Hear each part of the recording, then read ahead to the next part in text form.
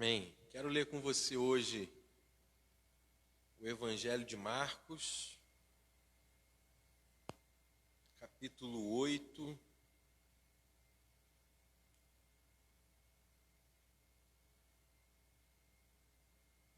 versículo 31 até o versículo 37. Evangelho de Marcos, capítulo 8, do versículo 31 ao versículo 37.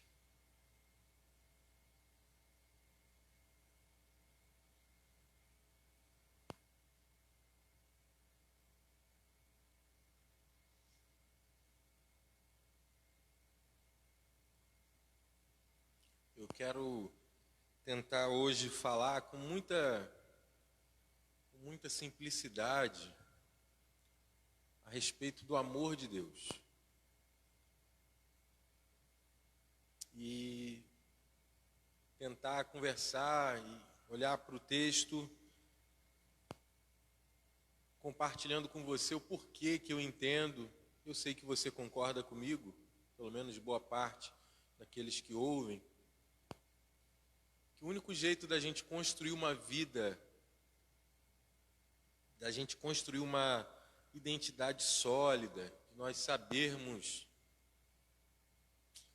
quem nós somos de verdade, é construindo a nossa vida sobre o amor de Deus. E aí eu leio com você, o texto diz o seguinte: Então ele começou a ensinar-lhes que era necessário que o Filho do Homem sofresse muitas coisas e fosse rejeitado pelos líderes religiosos, pelos chefes dos sacerdotes e pelos mestres da lei, fosse morto e 3 dias depois ressuscitasse. Ele falou claramente a esse respeito. Então Pedro, chamando-o à parte, começou a repreendê-lo. Jesus, porém, voltou-se, olhou para os seus discípulos e repreendeu Pedro, dizendo: Para trás de mim, Satanás. Você não pensa nas coisas de Deus, mas nas dos homens. Então ele chamou a multidão e os discípulos e disse: Se alguém quiser acompanhar-me, negue-se a si mesmo, tome a sua cruz e siga-me. Pois quem quiser salvar a sua vida, a perderá. Mas quem perder a sua vida por minha causa e pelo Evangelho, a salvará. Pois que adianta ao homem ganhar o mundo inteiro e perder a sua alma? Ou o que o homem poderia dar em troca de sua alma? Amém. Senhor, nós clamamos pela Tua infinita misericórdia. Que o Senhor fale conosco essa noite, que a Tua palavra venha de encontro ao nosso coração. Que o Senhor realize em nós aquilo que o Senhor mesmo já planejou para hoje, aquilo que o Senhor está realizando em nós, em nome de Jesus. Amém. Queria que você pensasse comigo sobre o que é, na verdade, o amor de Deus. Mas antes eu queria dizer para você, uma vez eu li que um especialista, na verdade um teólogo, estava escrevendo sobre o amor. Ele estava dizendo que qualquer pessoa consegue discernir entre um amor verdadeiro e um amor fingido. Inclusive aquelas pessoas que cresceram num ambiente onde o amor não era tão oferecido assim de forma genuína a elas. Muitas crianças às vezes crescem em ambiente onde o amor não é oferecido de forma adequada a elas. E até mesmo pessoas que crescem num ambiente assim, diz esse escritor, que essas pessoas conseguem discernir lá em algum momento da sua vida a diferença de um amor verdadeiro para um amor fingido. Você deve com certeza conseguir também discernir entre um amor verdadeiro e um amor fingido. E tem uma diferença básica nisso. A diferença é que o amor fingido, ele não se doa completamente. Uma pessoa que está fingindo o amor é uma pessoa que não é capaz de se doar a outra. É uma pessoa que, ao invés de oferecer alguma coisa a outra pessoa, está o tempo inteiro querendo sugar alguma coisa. é um amor condicional, um amor que existe, ou pelo menos que tenta ser demonstrado enquanto aquela outra pessoa me é útil num determinado quesito. Enquanto aquela pessoa faz o que eu espero que ela faça, enquanto ela age comigo da maneira que eu espero que ela haja, enquanto ela me oferece tudo isso que ela tem para me oferecer, aí eu vou tentando fingir um amor em direção a essa pessoa para que ela seja compensada de alguma maneira. Esse é o amor fingido. O amor verdadeiro é completamente o oposto. O amor verdadeiro é aquele que se doa, é aquele que oferece tudo, não limita nada, é aquele que não esconde nada, é aquele que não retém nada. É o amor que oferece tudo o que tem, inclusive sem esperar nada em troca. A grande questão é que nós não somos capazes de amar nesse nível de perfeição. É certo que todos nós somos capazes de atitudes amorosas, todos nós conseguimos dar amor às pessoas, mas nenhum de nós consegue amar de forma tão perfeita a ponto de atingir esse nível. E aqui a gente tem uma questão, porque, na verdade, todos nós precisamos desse nível de amor. Se todos nós precisamos desse nível de amor, se o homem, ele carece de amor, mas se ao mesmo tempo ele mesmo não é capaz de oferecer um amor nesse nível, significa que alguém fora de nós precisava nos dar esse amor, precisava revelar a nós uma dimensão de amor que a gente não conhece, que a gente não conhecia, que a humanidade não conhecia. E é exatamente isso que eu percebo que Jesus veio fazer. O que Jesus veio realizar foi mostrar ao homem uma dimensão de amor que homem algum seria capaz de oferecer. O texto que nós lemos narra para a gente uma situação bem marcante no Evangelho de Marcos. O Evangelho de Marcos é dividido em duas partes, do capítulo 1 ao capítulo 8. Nós temos as pessoas vendo o que Jesus realiza, mas elas impedidas ainda ou com dificuldade de entender quem ele é. A primeira parte do Evangelho de Marcos, a identidade de Jesus ainda é um mistério para as pessoas, apesar de tudo aquilo que ele realiza. E há até uma expressão teológica que resume os 8 primeiros capítulos do Evangelho de Marcos, que é a seguinte expressão: o segredo messiânico. Porque se você já leu o Evangelho de Marcos, você percebe que toda hora que Jesus cura alguém, ele diz: não conte isso a ninguém. Jesus vai expulsar os demônios, e aí antes que os demônios comecem a alarmar, dizendo quem ele é, ele manda os silenciar. Então, o que é que está acontecendo? Jesus está dizendo, não contem para as pessoas, não, porque as pessoas, nesse primeiro momento, ainda não tinham conseguido compreender a quem Jesus era. Elas estavam andando atrás de Jesus ainda, muito pelo que ele realizava, esperando algum milagre, esperando um pão, esperando alguma coisa, mas elas ainda têm o seu entendimento bloqueado, elas não conseguem compreender de forma adequada. Um bom exemplo disso é o que está registrado no Evangelho de Marcos, o capítulo 8, a partir do versículo 22, quando Jesus cura um cego na vila de Betsaida. Jesus cura esse cego e a cura dele é progressiva, porque Jesus primeiro passa saliva nos seus olhos e pergunta: você está vendo alguma coisa? E aí o cego diz: estou vendo as pessoas, mas elas parecem como árvores que estão andando. E Jesus então impõe a mão sobre ele mais uma vez, uma segunda vez, e aí sim ele consegue compreender adequadamente, enxergar as coisas. Porque esse cego aqui, ele está representando toda a multidão que não estava compreendendo num primeiro momento quem Jesus era. E Jesus tem que tocar, Jesus tem que falar, Jesus tem que ensinar uma segunda vez, uma vez mais, para que o seu entendimento se abra. E aqui, então, no capítulo 31, a gente percebe esse Jesus revelando-se de forma mais aberta, como ele ainda não tinha feito no Evangelho de Marcos.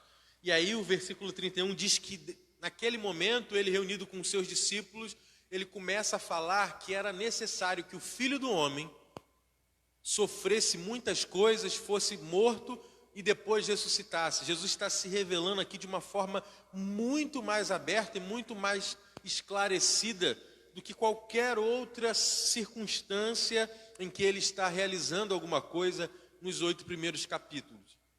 E aqui é importante que a gente pontue algumas coisas. Jesus está aqui dando um sinal da sua divindade, porque quando ele diz é necessário que o Filho do Homem sofra muitas coisas, a expressão Filho do Homem, que para muitos pode parecer que Jesus está ressaltando a sua humanidade, ele é como se ele estivesse dizendo, não, eu sou só um filho de um homem.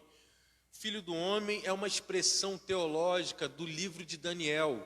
Daniel tem uma visão, uma revelação de Deus, e nessa revelação ele vê um que parece semelhante ao Filho do Homem. E ele vem nas nuvens com toda a sua glória, e ele é aquele que governa tudo e todos. É aquele que destrói reinos e ergue reinos. Então, quando Jesus diz é necessário que o Filho do Homem sofra muitas coisas, ele está dizendo, e as pessoas que estavam perto dele, os seus discípulos, estavam compreendendo isso. Ele está dizendo, é necessário que eu, o Filho do Homem, Deus, sofra muitas coisas. Aí, naquele primeiro momento, há um conflito na mente dos discípulos, porque eles estão pensando o seguinte, se o Filho do Homem é esse tão poderoso Deus, que negócio é esse de Deus ter que sofrer alguma coisa? E o Pedro não consegue compreender, e ele começa a repreender Jesus, e Jesus então o adverte severamente, dizendo, Pedro, você está pensando nas coisas dos homens, você está pensando nas suas próprias coisas, você está preocupado com os seus planos. Se você, talvez Pedro tivesse planos a respeito de Jesus, como a maioria dos judeus achava que Jesus chegaria e destronaria Roma do poder, tiraria o imperador romano e iniciaria um novo reino, talvez baseado na força, na guerra. E o Pedro não consegue compreender isso. Como assim, Jesus? Você está dizendo que é necessário, você está dizendo que você entende, que você quer passar por isso, que você vai voluntariamente entregar a sua vida. E o Pedro não consegue compreender. Então Jesus precisa adverti-lo, e aí ele dá um passo a mais, porque aqui Jesus está mostrando para a gente o amor que ele tem para nós. Jesus está mostrando para a gente que toda a sua missão pode ser resumida no amor, que tudo aquilo que ele veio realizar se fundamenta sobre o amor, não um amor que permite que a gente faça qualquer coisa, um amor de mãe, por exemplo, como hoje a gente está comemorando o Dia das Mães, o amor de uma mãe que, sabendo que o seu filho está indo por algum caminho errado, precisa adverti-lo, precisa corrigi-lo para que ele não quebre a cara lá na frente. O amor de Deus é esse amor tão intenso que muitas vezes ele precisa nos advertir, tamanho o seu amor. Então esse amor é o amor que revela quem é Jesus. É o amor que revela o que ele veio fazer. Que amor é esse? Que amor é esse que faz com que o próprio Deus se entregue numa cruz em sofrimento e agonia pelos seus filhos, para revelar o seu amor? É isso que Jesus vem fazer na cruz, ele vem revelar o seu amor salvador. Por amor a nós, ele se doa. E não é um amor fingido, porque nós não tínhamos nada a oferecer a ele. Ele apenas entrega tudo o que tem. Ele entrega o seu sangue. Na Bíblia, o sangue representa a vida. Jesus entrega tudo o que tem, e ele faz isso voluntariamente por amor. Por amor. E aí chega a segunda parte, porque Jesus chama a multidão para perto e diz, depois de ter repreendido Pedro, ele: ó, pessoal, se algum de vocês quer vir após mim, então entendam o que é necessário. E aí ele diz: neguem-se a si mesmo, tomem a sua cruz e sigam-me. E ele conclui dizendo o seguinte: pois quem quiser salvar a sua vida, a perderá, mas quem perder a sua vida por minha causa e pelo Evangelho, a salvará. Aqui eu queria que você pensasse uma coisa comigo. Tem muita gente construindo a sua vida sobre aquilo que eles mesmos podem conquistar. Tem muita gente querendo construir uma vida fundamentada nas suas conquistas, querendo ganhar tudo, querendo ajuntar para si tesouro, querendo construir para si um império, querendo construir para si uma vida de estabilidade, querendo construir a vida, querendo ganhar a vida. E a gente está num período que a gente percebeu, acho que de forma muito clara para essa nova geração, essa geração que não pegou as grandes crises econômicas do passado, essa geração está vendo como que construir uma vida fundamentada nas suas próprias conquistas não dá segurança a ninguém. Quantas pessoas a gente tem visto nos noticiários, ouvido notícias aí por boca de amigos, lendo nos jornais, quantos empresários que tinham muito, mas que por causa desses 2, 3 meses de crise, estão vendo seus impérios irem abaixo, estão vendo as suas empresas fecharem. Quantas pessoas se orgulhavam daquilo que tinham, mas de uma hora para outra viram que o que tinham não era nada. Viram que na verdade não tinham nada, porque até o seu comércio foi tirado.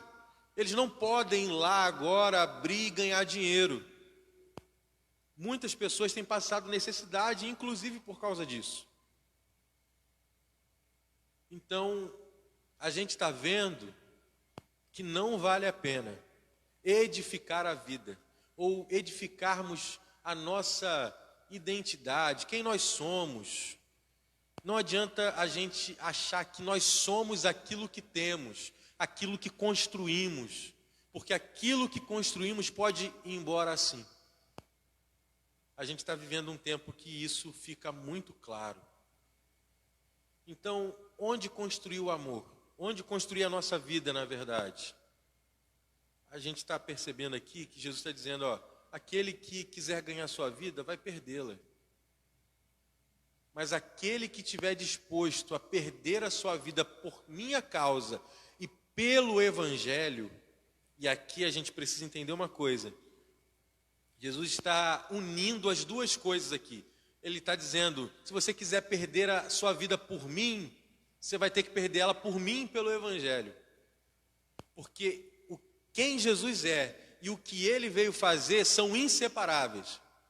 Ele é um Deus amoroso que se entregou por nós, mas Ele veio redimir a nossa vida. Ele veio assumir o controle da nossa vida. Então, se você quer Jesus, mas não quer o que Ele veio realizar, você também não está perdendo a sua vida por causa dele. Você ainda está querendo ganhar a sua vida. O Pedro aqui foi repreendido porque ele estava numa dessas. Jesus falou, ó, você está pensando como homem, você está pensando em homem, você está pensando nas suas próprias coisas, Pedro. Você me ouviu falar que eu vou ter que ir para a cruz, que eu vou morrer, e talvez os seus planos a meu respeito tenham ido por água abaixo. Você está pensando em você, Pedro. Você está pensando na sua vida. Quantas pessoas estão se relacionando com Deus, pensando naquilo que elas vão conquistar, naquilo que elas vão ganhar. Jesus está dizendo para a gente aqui que o único jeito de construirmos uma vida segura é estando disposto a perder o controle dela para Ele. É estando disposto a dizer, Jesus, a minha vida é tua. Assuma o controle. eu sei que o Senhor tem o rumo certo para mim. Então, deixa eu dizer para o Senhor, aquilo tudo que eu vinha planejando, aquilo tudo que eu tinha estabelecido como meta para esse ano, e que eu vi que não deu certo, eu coloco isso tudo no chão agora e eu digo, Jesus, me guia. Me guia porque o único jeito de eu construir uma vida segura é construindo ela sobre o seu amor. E aí eu quero dizer para você que tem muitas pessoas, muitos de nós, ainda insistem em construir a vida sobre a sua performance, sobre o que podem realizar, sobre o emprego que têm, sobre o plano de carreira que fizeram lá atrás. Tem muita gente que ainda tenta construir a sua vida naquela expectativa de encontrar o verdadeiro amor, de encontrar o amor da sua vida. Tem muita gente que constrói a sua vida para realizar os sonhos dos pais. Tem muita gente que constrói a sua vida sobre a expectativa de agradar as pessoas. Jesus está dizendo que o único lugar firme o suficiente para nos dar segurança é construirmos a nossa vida sobre o amor dele, sobre aquilo que ele veio realizar, porque ele é esse Deus que veio sofrer no meu e no seu lugar. Ele é esse Deus que veio se entregar por amor, veio revelar para a gente o que é amor de verdade. Todos nós precisamos de amor.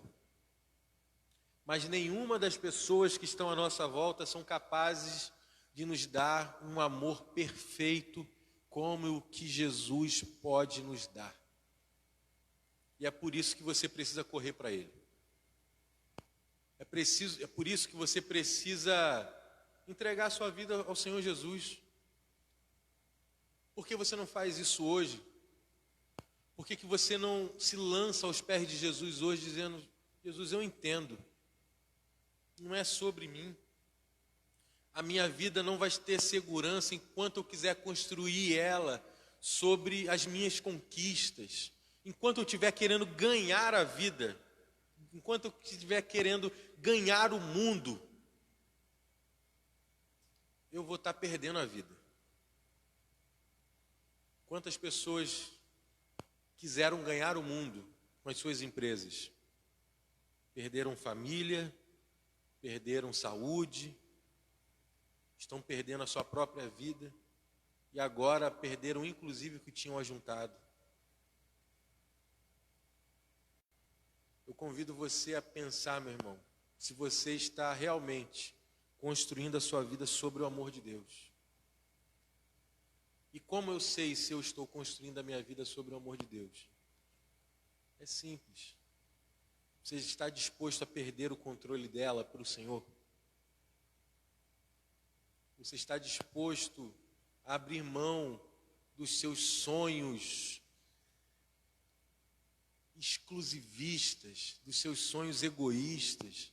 Você está disposto a parar de querer dominar tudo, de querer controlar tudo, e entregar o controle da sua vida nas mãos de Jesus? Isso é construir a vida sobre o amor de Deus.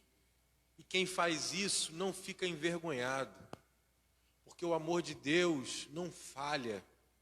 O amor de Deus não nos engana, não nos confunde. O amor de Deus é o que nos sustenta, porque quando as coisas derem errado, você vai entender, não era ali que eu estava firmado. Aquilo ali era uma das coisas que eu vinha construindo, mas a minha segurança não estava lá. A minha segurança estava no amor de Deus. Quando alguma coisa acontecer na sua vida, quando alguém disser para você que você não é tão especial, você vai dizer, mas a minha vida não está construída sobre o que as pessoas acham de mim. A minha vida está construída no tanto que Deus me ama. Se um plano seu der errado, você vai dizer, a minha vida não estava nos meus planos para o futuro. A minha vida estava construída sobre o amor que Jesus veio revelar a mim na cruz do Calvário. Se algum dia os seus pais disserem para você que estão decepcionados porque o plano que eles fizeram para você, você não cumpriu, dê um abraço neles, Diga que os ama, mas diga também: a minha vida não está construída na expectativa que as pessoas criaram ao meu respeito. A minha vida está construída sobre o amor que Deus revelou a mim na cruz do Calvário. É apenas ali que a gente tem segurança para uma vida verdadeira. Se você tem construído a sua vida sobre qualquer outro fundamento, você está perdendo a sua vida. Tentando ganhar tudo, você está perdendo tudo.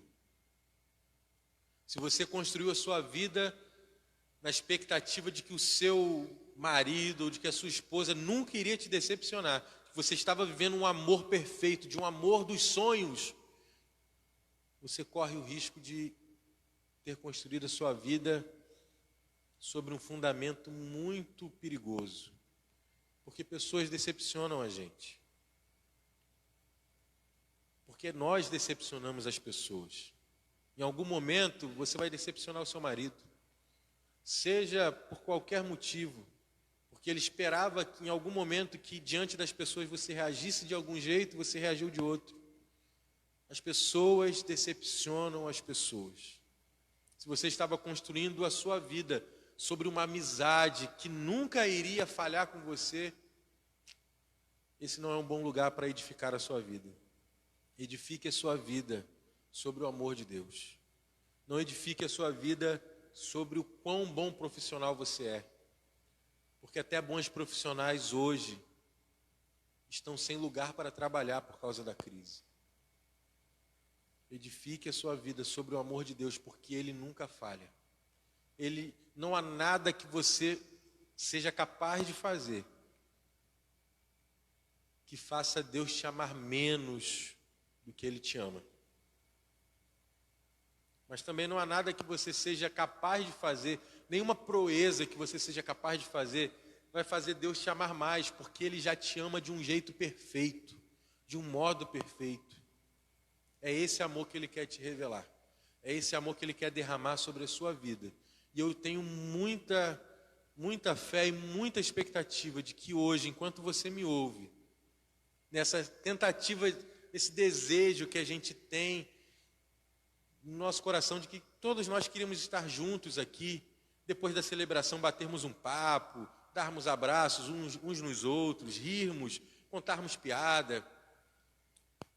Apesar disso tudo, saiba que o amor de Deus é real. E é Ele que pode fortalecer você essa noite. É Ele que pode te encorajar essa noite. É Ele que pode trazer salvação a você que ainda não entregou a sua vida a Ele. Você que ainda está edificando a sua vida sobre qualquer outro fundamento. Pare imediatamente. Essa obra precisa ser embargada agora, porque essa obra vai ruir em algum momento. Agora, existe um fundamento, existe um terreno seguro, que nos dá toda a segurança do mundo. É o amor de Deus. O amor de um Deus que abriu mão da sua glória, assumiu forma humana e caminhou em direção à cruz, para revelar o seu amor salvador a nós, para que o universo inteiro soubesse que o Deus dos céus nos ama de forma perfeita. O Evangelho de João, capítulo 13, começa dizendo: e Jesus, tendo amado os seus discípulos, os amou até o fim. É esse o nível do amor de Jesus por mim e por você. Que o Senhor te abençoe, que você esteja sendo encorajado essa noite, que você abra mão de todo e qualquer projeto de vida, de construir a sua vida sobre qualquer outro fundamento que não seja o amor de Deus. Se for qualquer outro, esse fundamento vai falhar. Se você estiver tentando construir a sua vida sobre o quão bom crente você pode ser, não vá por aí, meu irmão. Esse também é um terreno perigoso, porque você não é tão bom assim. Uma hora você vai falhar. E quando você falhar, o seu mundo vai ruir? Construa a sua vida sobre o amor de Deus. Deixe que Ele governe a sua vida, porque Ele é um Deus amoroso, que sabe do que nós precisamos, que conduz a nossa vida. Então, conduza a sua vida pelos princípios dEle, pelo amor dEle. Isso vai mudar a sua forma de olhar a vida, isso vai mudar a sua forma de se relacionar com as pessoas, isso vai mudar a sua forma de enxergar quem Deus é. Porque Jesus veio nos revelar e nos ensinar a forma correta de nos relacionarmos com Deus. E a forma correta é confiando de que o amor dele nunca vai falhar. Vamos orar? Pai, obrigado pela tua palavra, porque o Senhor nos deu mais uma porção do teu propósito para a nossa vida, através da tua palavra hoje. Eu oro por cada irmão, cada irmã, tão querido da nossa igreja, que eu tenho certeza que desejavam hoje à noite estar aqui conosco, mas que não podem. Eu oro para que o Senhor esteja com esses irmãos e irmãs, revelando mais ainda o teu amor, e que eles construam a cada dia a vida deles sob esse amor, sobre esse fundamento inabalável, que não é destruído por nada e por ninguém. Nenhuma erosão, a erosão do pecado não pode abalar o amor de Deus. A erosão da nossa insegurança, da crise financeira não pode abalar o amor de Deus. É ali que nós devemos construir a nossa vida. Obrigado pela tua palavra, que assumir um compromisso com o Senhor, que essa pessoa o faça assim. Que se alguém que estiver ouvindo essa palavra quiser entregar a sua vida ao Senhor Jesus, dizendo: eu quero construir a minha vida sobre esse amor, que assim seja. Eu tenho certeza que o Senhor estará lá com ela, assinalando nos céus essa decisão que essa pessoa toma aqui na terra. Que seja assim para a glória do teu nome, em nome de Jesus. Amém.